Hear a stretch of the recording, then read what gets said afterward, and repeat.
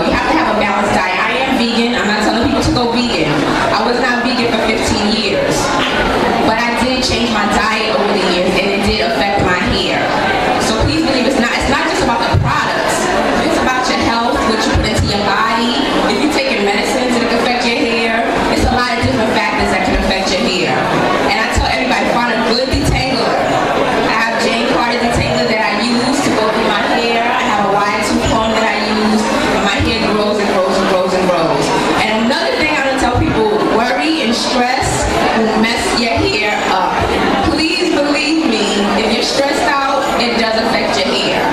So try to be positive, try to be optimistic. I go through my days too, but I do choose to be positive, a lot of the times. So that was my hair story. Like I said, I didn't have family support. Unfortunately for me, I won't name names. We're gonna keep it classy. But I just had family members just tell me I was ugly. They didn't know what I was gonna do with the natural hair. So none of them supported me. I have to be honest. So if we had family dinners, I was the outcast at the family dinner. But what happened was, I'm the type of person that if you come at me, you're gonna make me fight harder. If you tell me I'm ugly, I'm gonna say okay. If you tell me I can't do it, I'm gonna say okay, watch me. I just have that type of attitude. You're not gonna make me think that this is the only beautiful thing out here. So that's just my attitude about it. And now my family, they don't say anything, because like I want everybody's blog and I do magazines and stuff, so now they have to kind of honor it. I do still have one hater in the family, I won't lie, and she ain't going nowhere, she's just a hater. That's it. All I do is send her love and tell her it'll be okay, because I'm still going to do this. And one of the other reasons I do this is for the babies. We have to show them something else. You cannot have these children walking around thinking that straight hair is the only thing that's beautiful out here. It's beyond us. I mean, seriously, like, when I see children, and even all of y'all saw that Time episode. Come on, how many of y'all saw that Time episode? Did you see the children on it? That's ridiculous. But it comes from the parents are your first teachers. So I mean, at least be balanced with how we're teaching the children. At least to give them options. Don't make them think that, oh, I actually, you have to have straight hair. That's beautiful.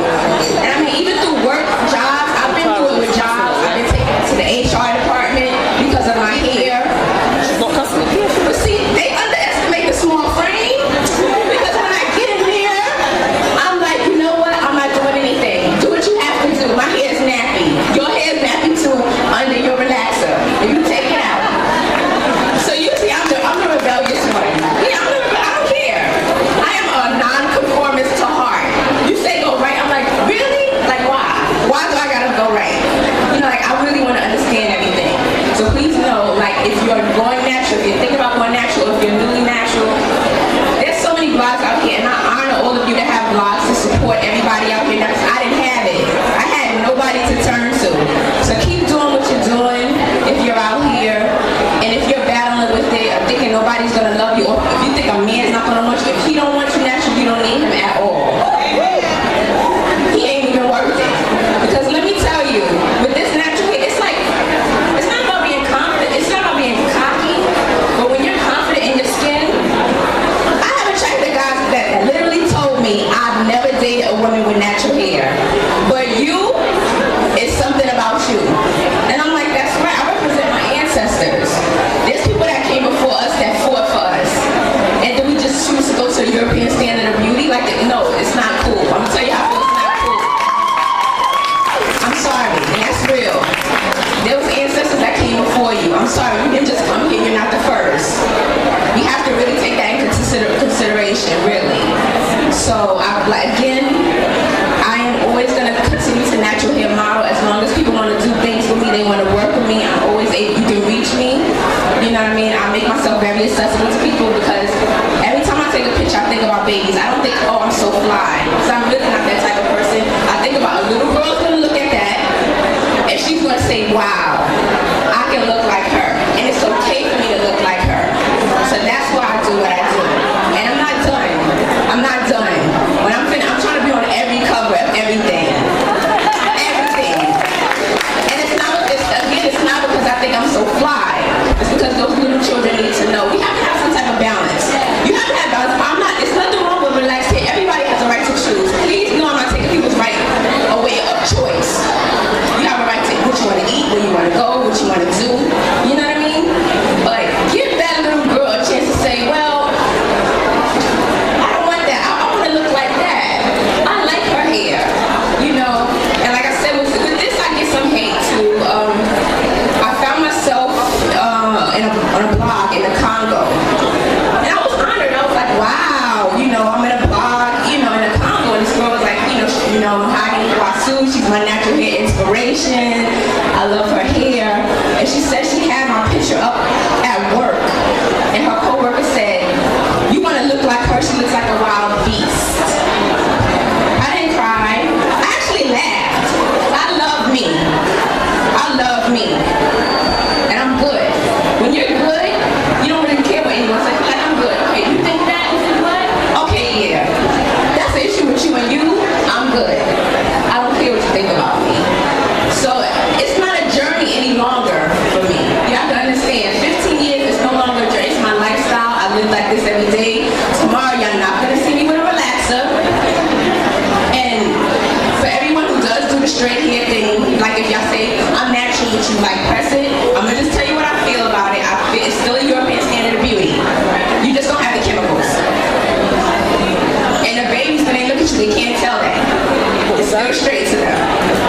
So just really think about those things, and really understand and know why you're natural. Because if you don't really know why you're natural, you're going to have a relaxer next year.